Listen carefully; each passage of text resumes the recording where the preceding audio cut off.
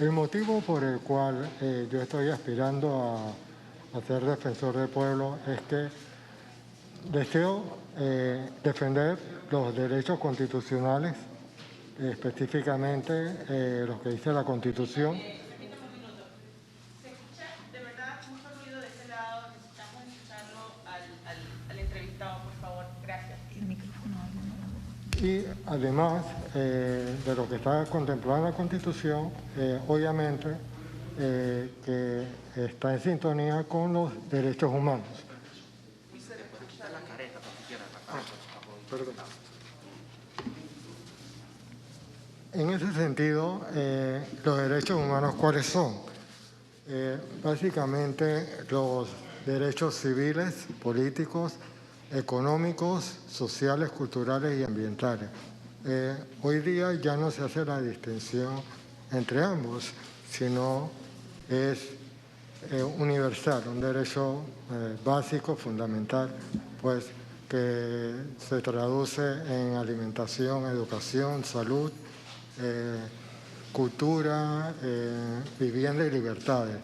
En esta parte de libertades es bien importante coordinar con el órgano ejecutivo una especie de acercamiento para informarlos cuáles son los derechos humanos, por ejemplo, más puntuales, en donde puede haber violaciones. Por ejemplo, el sistema penitenciario, en materia de protección de niños, personas, grupos étnicos nacionales, para evitar la discriminación contra las mujeres y que haya igualdad. Siendo así, esto provoca una especie de empatía en el Ejecutivo con los derechos humanos. Y de esta forma, al ilustrárseles a ellos cuáles son y en qué conductas pueden estar incurriendo en irregularidades, se puede evitar hacer todo un procedimiento y requerirles informes, porque ya esas personas, funcionarios, están calificados para atender los derechos humanos, y esto crea como una sinergia con los derechos humanos, no con una institución en particular.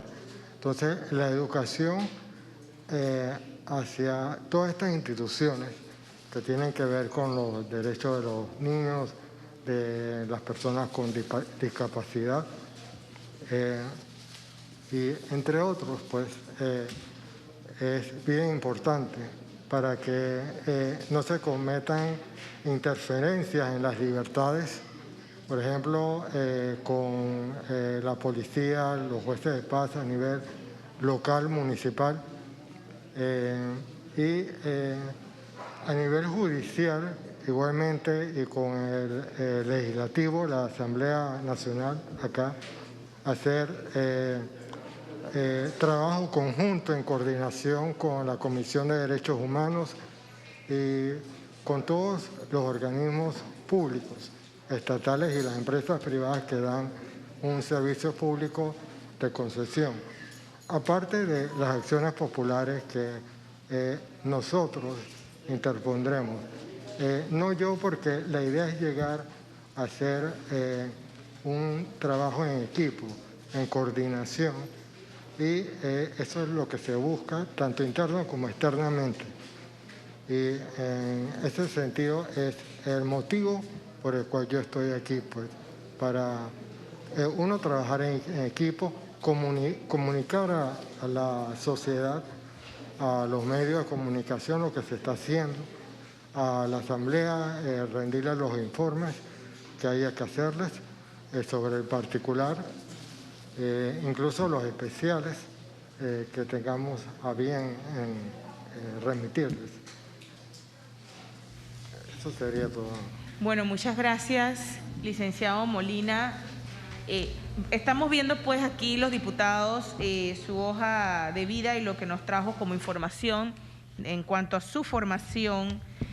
En particular, quisiera hacerle una pregunta. Nosotros vemos pues en su preparación que tiene una vasta experiencia relacionada al tema del derecho corporativo y todo lo que tiene que ver con toda la formación de sociedades y todo esto.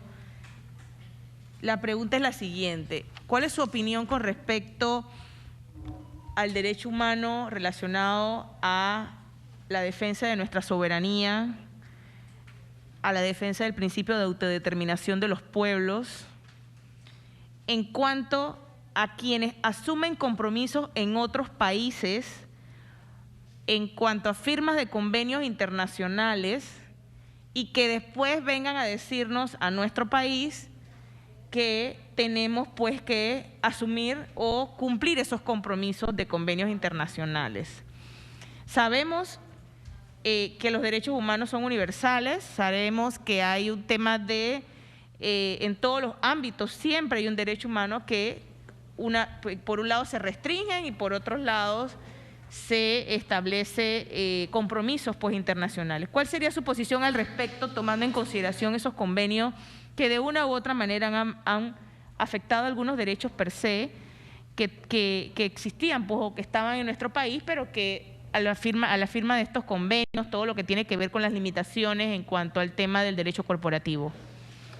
Sí, en este supuesto el Estado siempre se reserva el derecho de denunciar algunas partes de los tratados y convenios.